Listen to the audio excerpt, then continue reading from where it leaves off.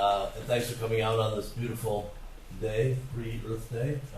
I came from Akwesasne today, where there was a crowd of 5,000 people walking through an Akwesasne Green Earth Day. So it's that weekend every year. Sarah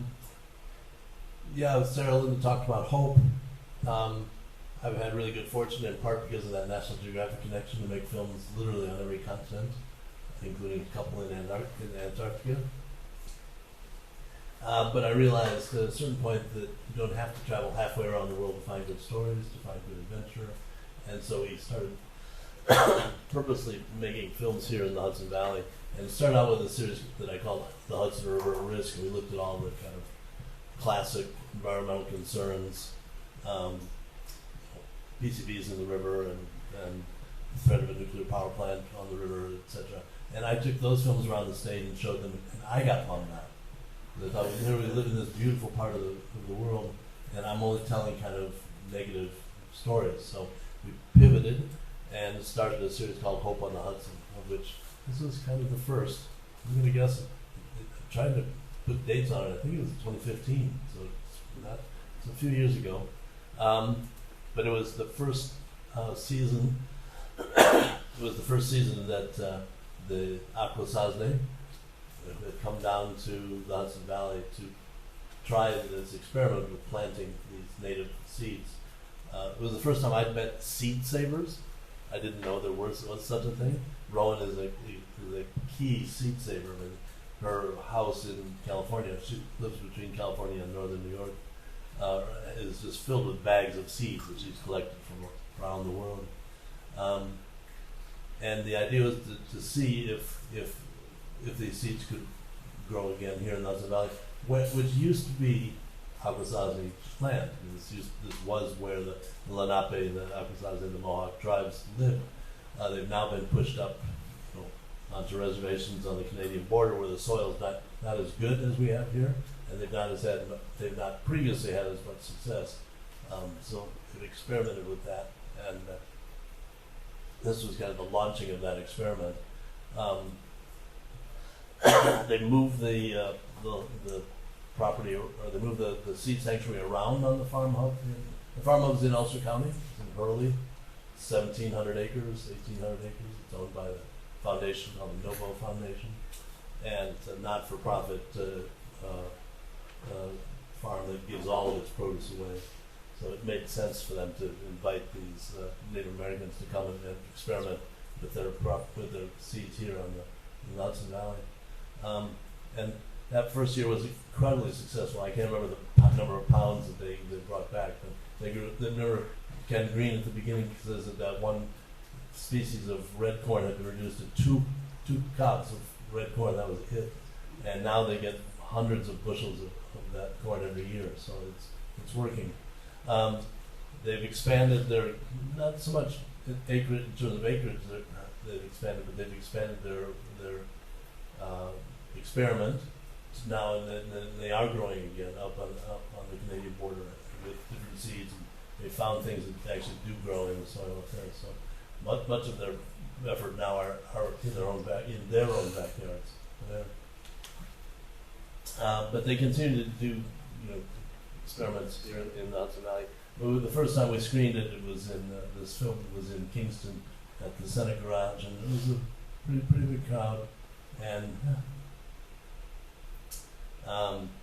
I was standing in the back of the room and wasn't really paying attention after the film concluded, and I realized that everyone is gathered around the speakers on the panel, several of the people who you saw in the film, and people were crying. And I was surprised, but it was because this land that they were now quote unquote experimenting on was theirs.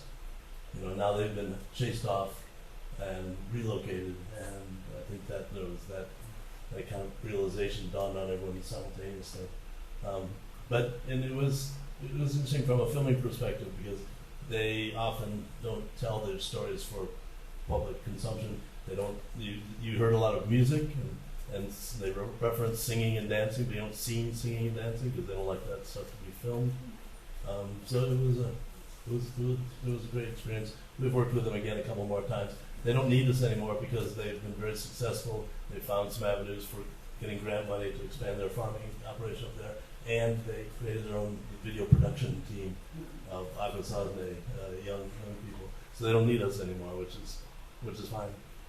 I don't know. Before Izzy takes over, was there any question specifically about the movie, and then maybe we move on? I have one question. It appeared from your filming that the plot that the corn was planted in was isolated from the other land around it. Was that a deliberate effort to keep influence away? Kind of. They didn't want any cross mixing of the seeds. Yeah. They owned a piece of land that was adjacent, but kind of on the far outside. I mean, the reality was it was there were transmission lines and a church and a big solar field, and but it's modern farming. They squeeze it in where we can in many respects. But that was a good observation. That it was kind of remote. But now they've moved that. They have had over the course of the last almost decade now. They've farmed different sections of that property. It's a 1,800 acre farm. Thank you. Are there other seeds that they are planting that they would like to bring back?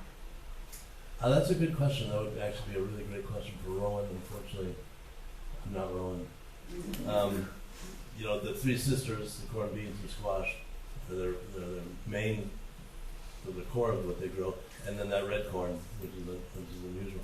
It's not fancy, elaborate processing. It's pretty straightforward, but they need good soil. That's the key, and they figured out a way. They figured out a way up north to regenerate the soil, to improve it from what it was, based on working with the farmers down there. So I noticed that they were loading trucks to take the food up to the Akwesasne reservation up north, and I was wondering, is there any surplus from which they can make a profit after they Yeah, definitely. They take everything that they grow there in Hudson Valley back up north and either use it themselves or they have markets, and they go to like this equivalent of farmers markets and sell finished goods. I don't think they sell the seeds themselves. Do you think that now that they are able to grow the seeds up near the Canadian border, that they'll maintain their relationship with the farmer? I think so. I think it's a unique experiment, in the cooperation between farmers and Native Americans. I think it's been replicated across the country a few times now, based on this model. The Noble Foundation has a great interest in maintaining that and growing it. So, I think it'll continue for a long time. What did they do last year? They they installed a pole, a totem pole, on the property, and then we documented it. And first of every month, I think, we documented it in photographs as the sun turned around the pole, because the pole was carved with different faces and spirits and things. So there's cool stuff going on up there. I think, imagine if you search HudsonValleyFarmHub.org, HVFM, right? Then on their website, they explain more about what they do and why they do it, etc. I was wondering if they have obviously they have outreach because they're bringing communities together. Do they have an educational arm? Do they work with schools? You mean in Akwesasne or? On the farm. Not so much. Again, they give everything they grow away, so the distribution is a big part of their work. They do ecologic walks. Like you can go. They work with a couple farmers from Hawthorne Valley, further north in the Hudson Valley, on a program called Farmscape Ecology, which asks the question: can wildlife and farming coexist? So, and they're out there with that, and they invite people onto the farm to for those talks, etc. So they're very much trying to be a part of the community, but simultaneously running a sizable farm. So you can't just have people traipsing around, Anyway, I wish Rowen was here because she could answer all your seed questions, but I have great, and also all these films that we make are available online, HudsonRiverStories.com. And you want to watch them for free.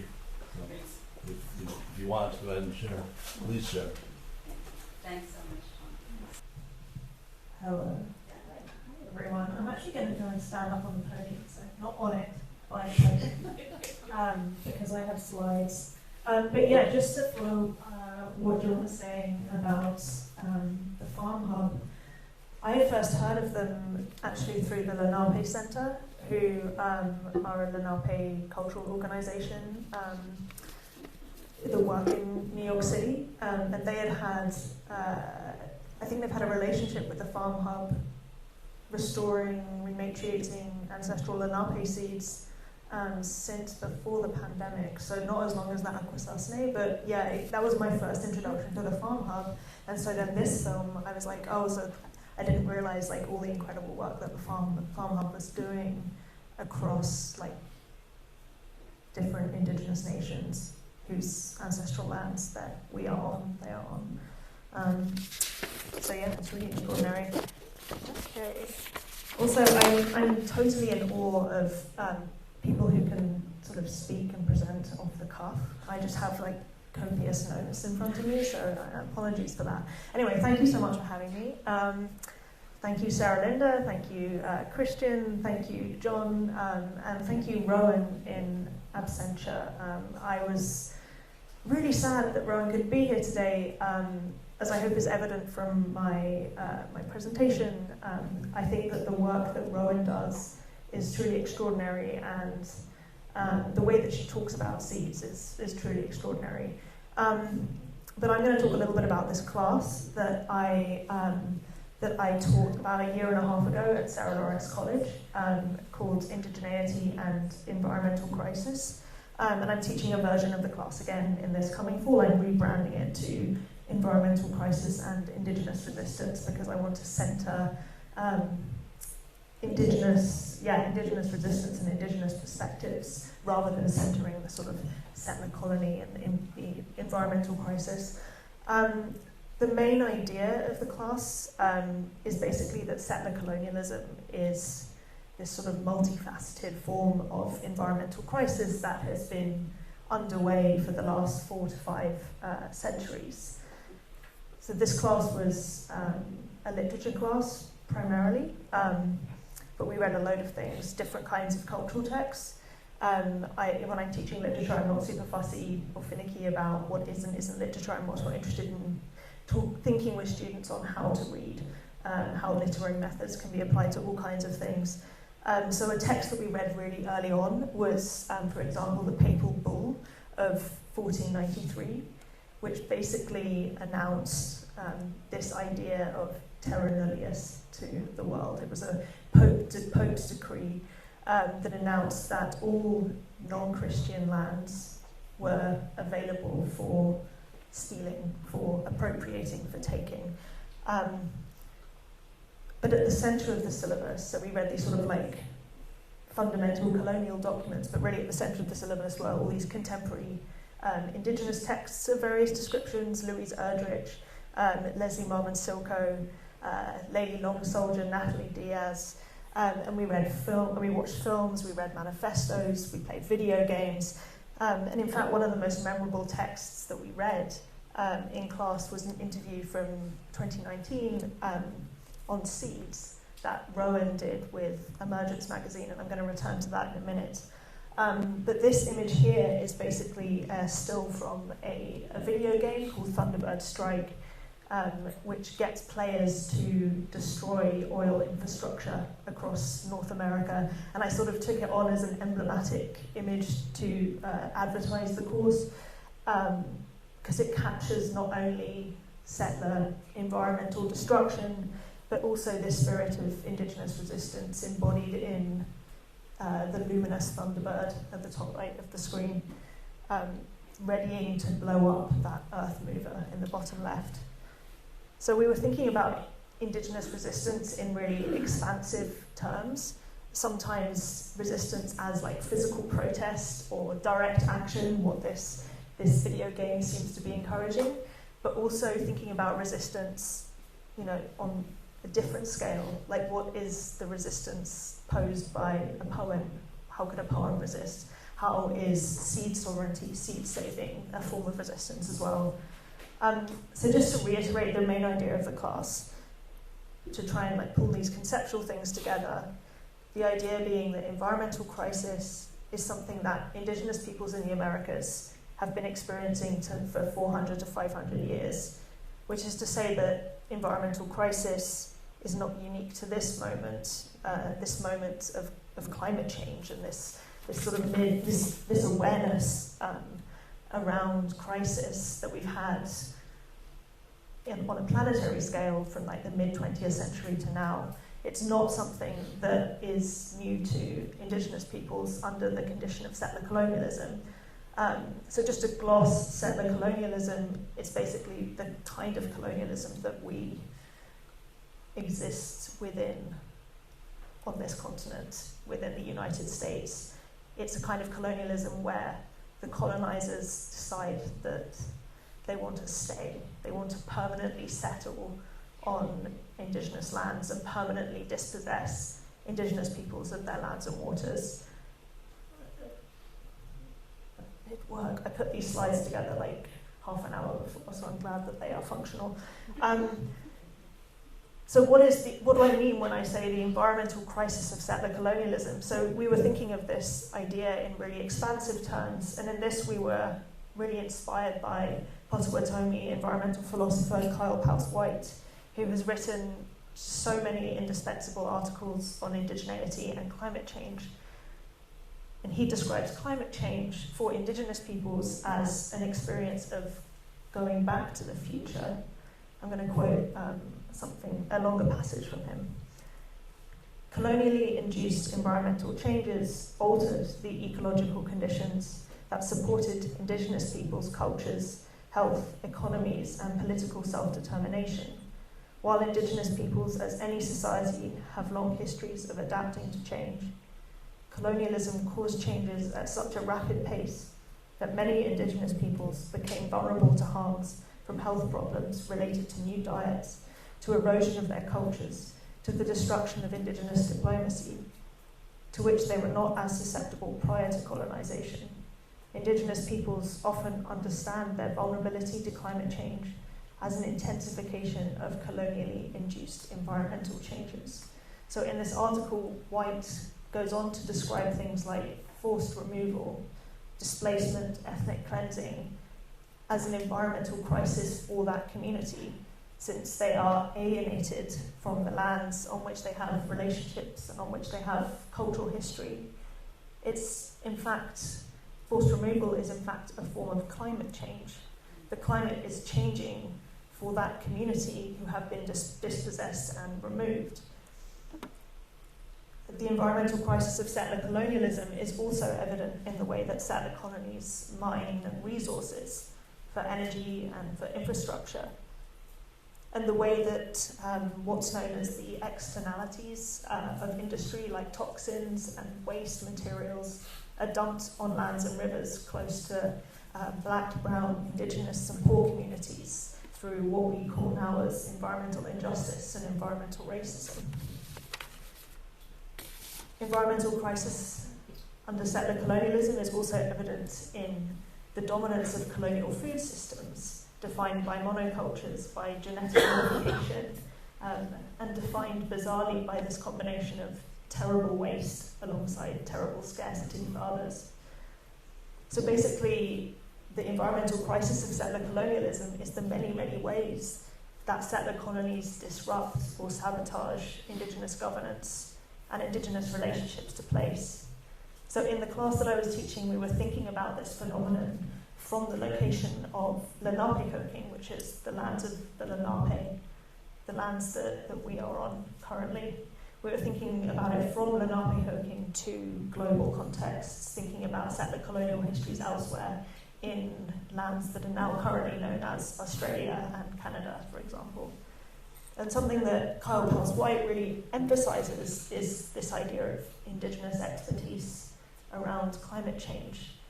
But he does this by not relying on this sort of salient popular idea of the ecological Indian, which I think still folks kind of make recourse to today.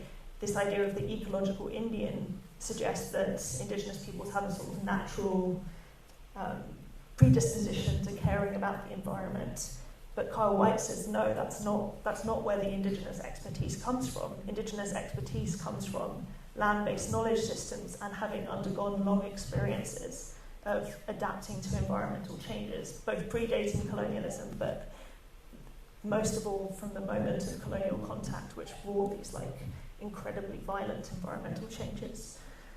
So as I mentioned, I'm just going to close with one of the other key figures and thinkers on our syllabus, which was Rowen White, who I wish was here. But through basically this interview in Emergence magazine, that you can just Google Rowen White reseeding the food system in Emergence magazine. It's publicly available. I just wanted to bring up this quote in order to honour the language that Rowen basically gave my students for articulating hope, which is one of the themes of this panel. And it's a really great interview partner text for sort of unpacking many of the themes that we just saw in the film. So hope as a teacher is a hard thing to cultivate. In these classes on environmental crisis, dispossession, ongoing colonial violence, students get despairing really quickly, and so do I, and that's not going to get us anywhere. We're not going to get anywhere if our discussions always end on a downer. On the other hand, you don't want to overstate hope and optimism if it's going to sort of diminish or gloss over the hard work that's required in order to repair relationships on this planet. So it's a balance, and the thing that's needed is a kind of critical or grounded hope.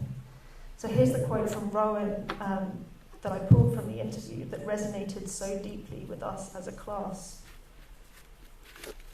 I always think about remember as meaning to put things back together. You're remembering, you're putting things back together again.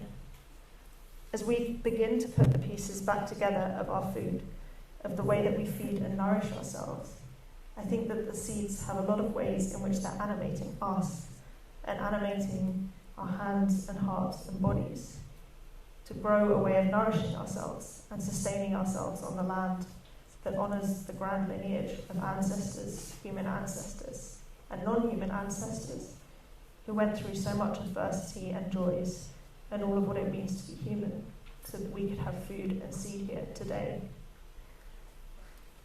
There were other terms in the interview that really stood out as well, like these seeds have given me a trellis of hope, which I think is a really beautiful image. These seeds are rehydrating in my blood and in my bones, these original agreements that my ancestors made with these foods a long time ago.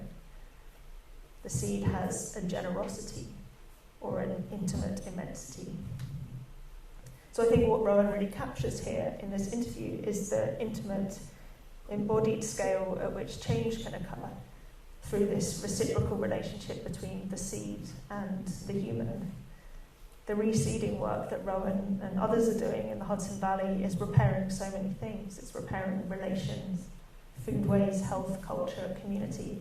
And in the process, it's repairing and building another world against the colonial realities and the environmental problems that seem so overwhelming on this continent. So in class discussion about this interview, my students spoke about the way that the seed can be read as a metaphor for other kinds of intimate actions towards transformation, even in the face of almighty odds. And I think that's part of the literary power of the seed, and why seeds are such evocative beings to think with. And I'm going to end there. Thank you, everyone.